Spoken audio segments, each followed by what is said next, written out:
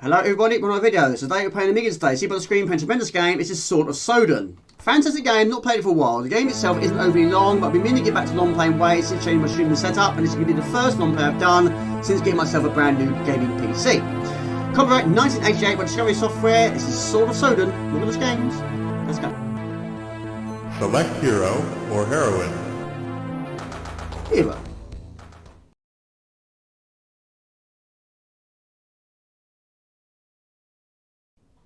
Okay, so the game is Sword of Sodan, a hack and slash video game released for the Amiga in 1988 by Discovery Software, which also commissioned a port to Apple II GS, not made public until 2018. Oh, stranger!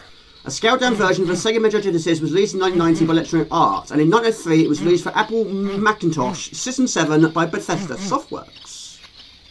And it's a good game, but it's a difficult game, but not overly long. Start the game off with 5 lives. The keys to this game is not use your additional skills, you haven't got any yet, to the later levels. Don't use them so early on. But also, your character does have a shield, but you cannot use the shield. All you have is your short-range sword. Any additional weapons you pick up, you use F1, 2, 3 and 4 to activate. But yeah, try and save them for the later levels. Now, each character does have an energy bar. This is at the city's gates. As foretold in ancient lore, here stands the opening test. Now enter the death's door and begin the quest. And try not to take too much damage at early stages, because of course your energy is not replenished at the end of the stage. Whatever you have, you take that to the next stage. We get the magnet zapper, which basically kills the closest enemy to you, and there should be 2 more. Now what you also can do in this game, you can also pick up the occasional extra life, and also you can increase your hit strength, which basically makes your attacks more powerful. Right, we'll try and space them out a little bit more, and then we'll go through the door. Of course, you have got the jump. You can attack while crouching, but you cannot attack while jumping. And 4 is the maximum items you can hold. Right, we're going to go for it. Risk it for a biscuit. Now, sometimes the attacks are quite quick, and sometimes they're slow and steady. Pick the time wisely and go for it. It is a good game. There's not a lot of music in this game though, but yeah, when I first played this back in the day, it was the largest sprite I've ever seen in an Amiga game. So it was a bit of a wow factor. There you go, I'm very happy with that. But unfortunately your energy not replenish.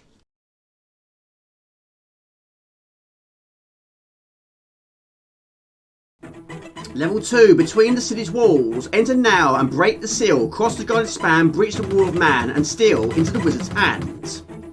Don't be impaled by a spike. Now, only one enemy features here, but yeah, sometimes on certain levels it can be an instant kill if you get hit by a spike, whether you've got full energy or not. Again, try and save as much energy as possible. That jump is quite handy. Sometimes it is actually possible to avoid an attack by doing a jump followed by a quick hack and slash.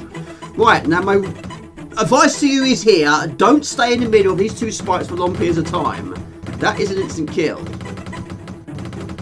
So far, so good. There you go.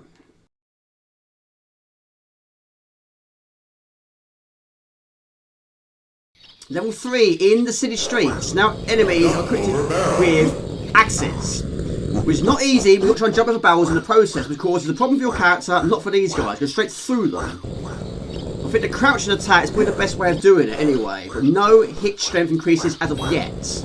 Energy wise, they're not so bad. Of course, the bigger the enemies, the more energy they've got, the more hits they can sustain.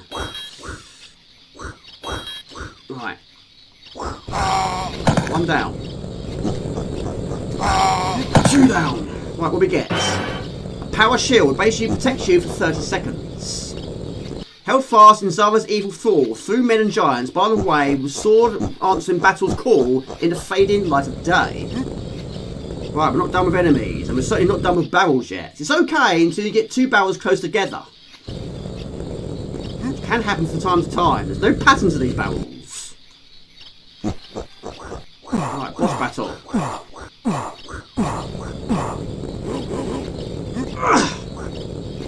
Of course, an enemy of this size is going to have a large energy bar. There you go, off of his head.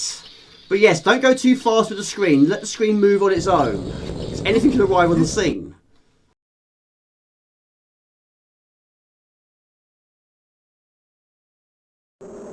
Level 4 in the heart of the forest, where trees are twisted, gnarled, and bent by the wizard's wicked hand, and creatures most foul are sent to corrupt and plague the land.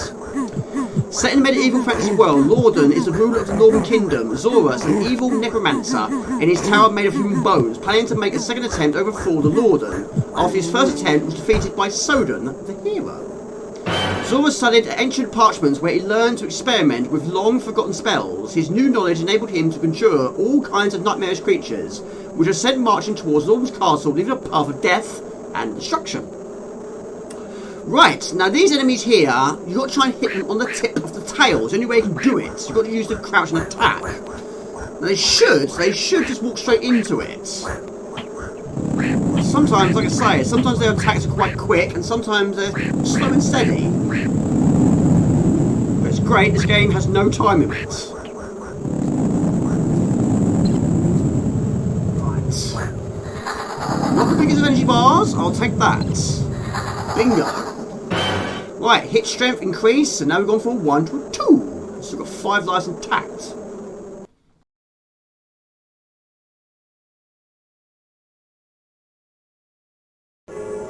We arrive at level 5, in the land of the dead. There wins the hero's path, where ghouls and spectres form, scream and howl, wrath above the rising storm. I've always liked the sound effects in this game, really it's good. Like level 2, not only got enemies to confront, also got things to jump over. What they are, I have no idea. Right, extra life. Now luckily, these enemies' attacks are high range, basically they spit at you. So, use the crouch and attack. It's all well and good, providing you ain't got things to jump over at the same time. Yeah, I don't think there's actually any pattern to those. Now when I played this back in the day, of course this game has a lot of disc swapping. It's got 4 discs. But WC load is not too bad, but you do get the occasional bug from time to time. And that bug, 9 times out of 10, is sound related. Right, going well.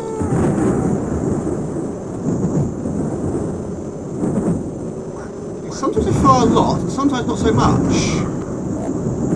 don't think there's actually any pattern to these attacks.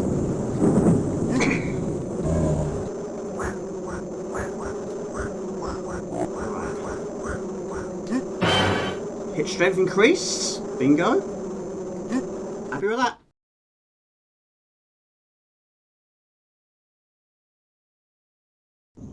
Level 6. Beware of traps. The foyer of the castle Craggamoor. Among shadows cast before the towers, nameless horrors dwell, where the challenge Zora's powers and send it back to hell.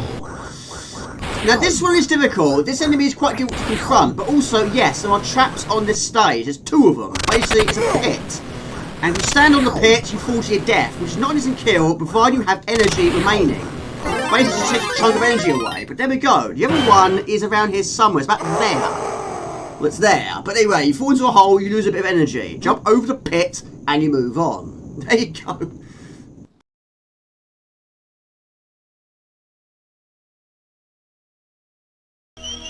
Level 7, descend the stairs, through arches made of timeless stone, and enter the gathering gloom. There the chill dank air gnawls on bones, and silence is like a tomb. This is probably one of the shortest levels of the game. Doesn't necessarily mean it's one of the easiest levels of the game, it's not. But yes, this level is difficult because this character here is very difficult to avoid. He can jump over certain attacks. Now normally I would use a spell, and I think I probably will here because I'm dying quite quickly here. I don't think you can crouch it either. What we're going to do, we're going to use F2, which makes you invincible for 30 seconds, and then we replace it with another magic zapper. The good thing about it is, if it doesn't run out and he gets into the stage, it will roll on to the next stage.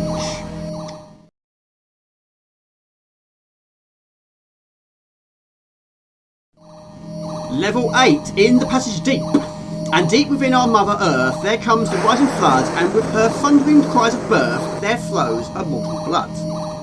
Now we go from one of the shortest levels of the game to one of the longest and probably one of the most difficult of the game also. A lot of the things that can kill you here, 9 times out of 10 are obstructed by the foreground. So you can either be burnt, impaled, squashed, and you can also fall in the lava. To protect his twin children, son Broden and daughter Shardan, Lorden arranged for them to be taken from the castle across the Seville Mountains to the furthest corner of the land. After Lorden's defeat and death at Zorus' hands, his children were raised by an old bitter man who also trained them in the art of sword combat. Before they start their journey to defeat Zorus, the old man hands over to them the Sword of Sodan. Armed with the sword, they fight their way to the castle Craggamoor to face tyrannical Zorus. After they defeat Zorus, the people accept them as the true rulers and the saviours of the land. That was very difficult to read while doing it. Anyway, so far, so good. You don't get much time to react to the hazards. But yeah, it's difficult when you can't really sort of see what is going on behind the foreground. But yes, you can be impaled by a spike, and you can get away with it depending on how it hits you. If it hits you directly to the middle of the body, it's going to go straight through you. But at the moment of time, health is okay. Right, spikes. You do not want to be impaled. That's certainly going to ruin your day.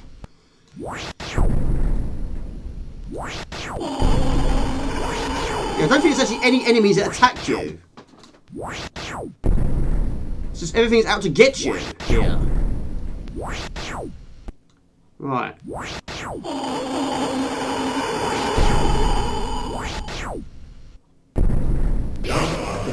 Jump off the block. So we've got to get this absolutely perfect as well.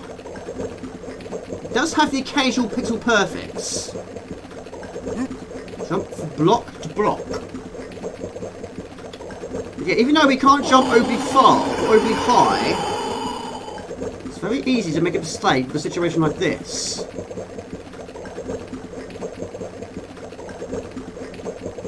Because after time, you can't see the problem in front of you.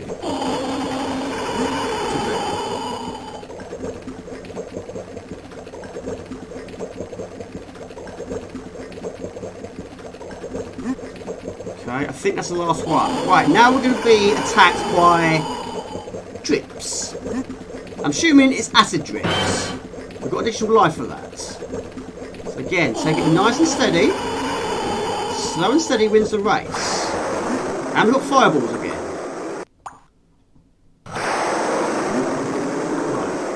I suppose you could use a power-up if you so wish.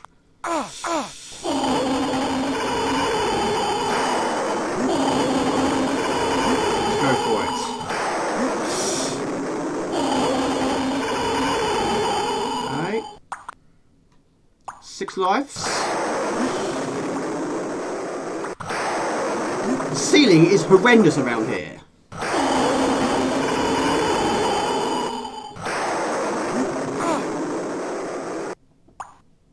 Right, we've reached the end. All we're going to try and do now is hit this statue. And we go up the difficult staircase. Jamie, your energy's bad. There you go, bingo. A few hits though, a few deaths. Just 6 I'm happy with.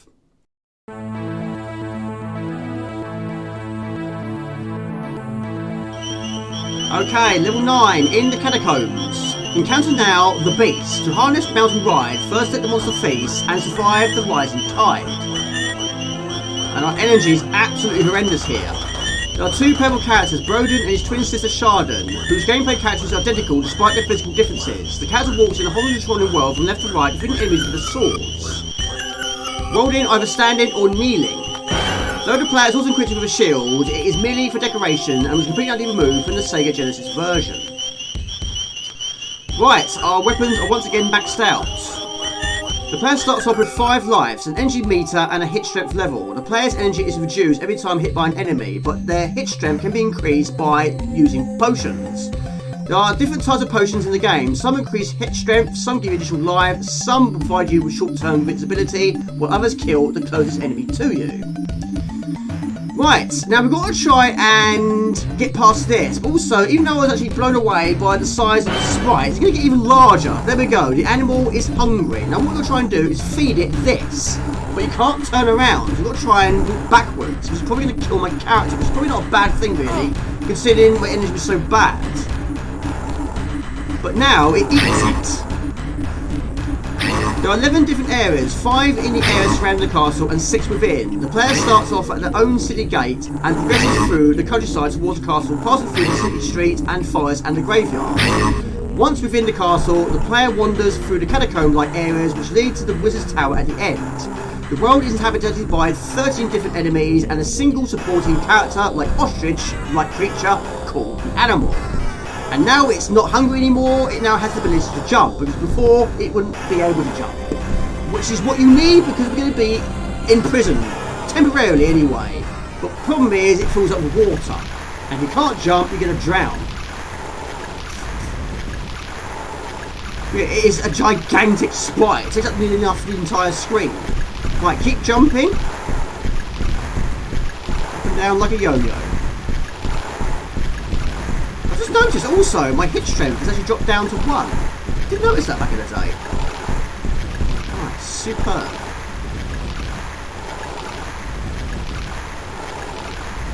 Right, we're good to go. Now we do have a boss on this one. We don't actually have to kill it, we just want to keep its attacks at bay by basically hitting it with your sword. You have a medium, high and a low attack. That's all you have to do, and don't be set on fire. Now we had that silly death, which I think was pretty much unavoidable. Our energy is now restored. It's quite surprising really that you cannot increase your energy in this game. Right. How many you got to do? I have no idea, but just keep your distance and we should be good to go.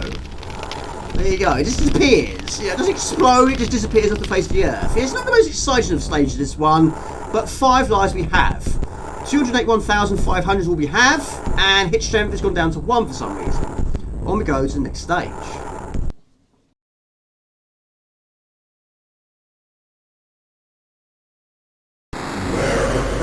Beware of traps. Level 10. The foyer of the castle Craggamoor. Among shadows cast by body towers, their nameless horrors dwell. Their challenge those powers and send them back to hell. Even though I read the same thing earlier on today, it's pretty much the same level we saw today. And of course the traps featured are pretty much in the same locations as well. But we're going to use a spell this time. There we go. And also that replaces the one we just used with the same one again, the magic zapper. Right, trap is here. Somewhere here. Right, we've got upstairs.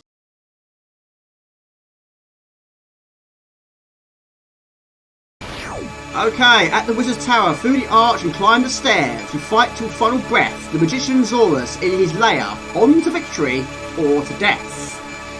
Now it's going to be difficult because my hit strength is absolutely diabolical, so 1 is all we've got to try and work with that.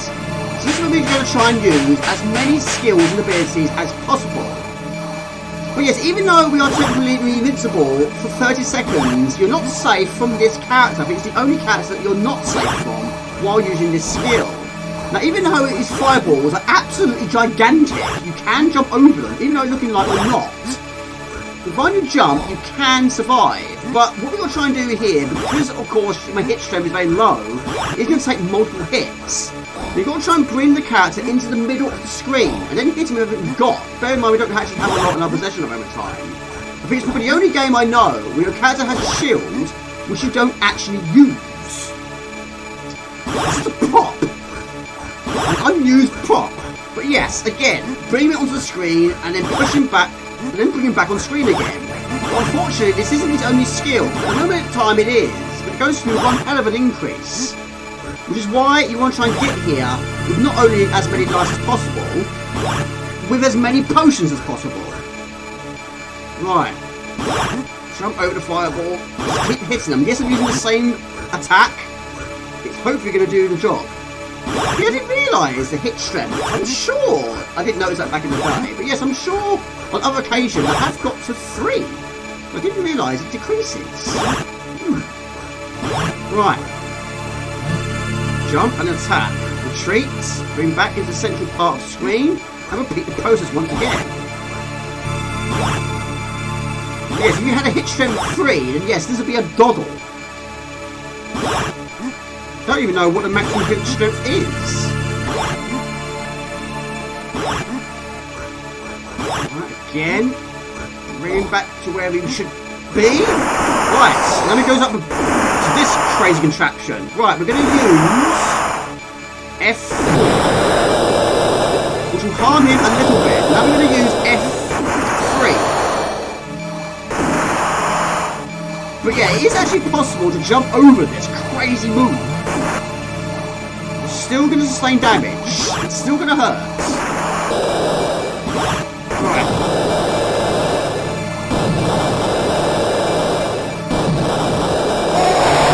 go. Fantastic. That's a completion.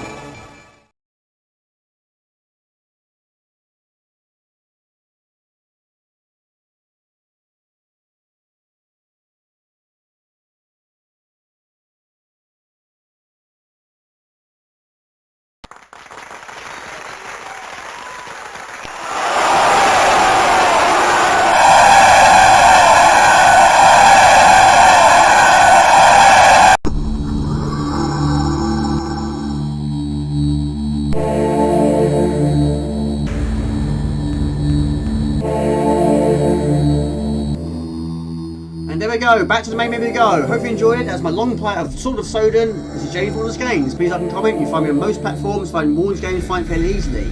Not videos like this, do retro events, I've been making and live streams on Friday night at the time of 8 o'clock. It's hard to wait. I'm cheesy. Ciao, bye, see ya. Here stands the open test. Now, enter now this death door. And let's begin the quest. Hold, stranger! A scaled version for the Sega Mega Genesis was released in 1990 by Electronic Arts, and in 1993 it was released for Apple II Macintosh System 7 in... Hang on. Hold, stranger! A scaled down version for Sega Mega Genesis was released in 1990 by Electronic Arts, and in 1993 it was released for Apple Macintosh System 7 by Bethesda Software. Softworks. Hold on. Hang on! Okay, so the game is Sword of Sodan, a hack and slash video game released for the Amiga in 1988 by Discovery Software, which also commissioned a port to the Apple II GS, not made public until 2018. Hold, stranger! A scaled down version of the Sega Mega Genesis was released in 1990 by Electronic Arts, and in 1993 it was released for Apple Macintosh System 7 by Hold, stranger! A scaled down version for the Sega Mega Genesis was released in 1990 by Electronic Arts, and in 1993 it was released for the Apple Macintosh System 7 by Bethesda Software. What was that noise? I was hearing it. Yeah, this is what happens if you stay in the middle for too long.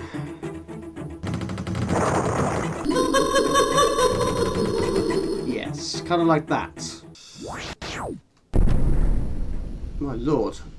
Instant respawn, instant kill.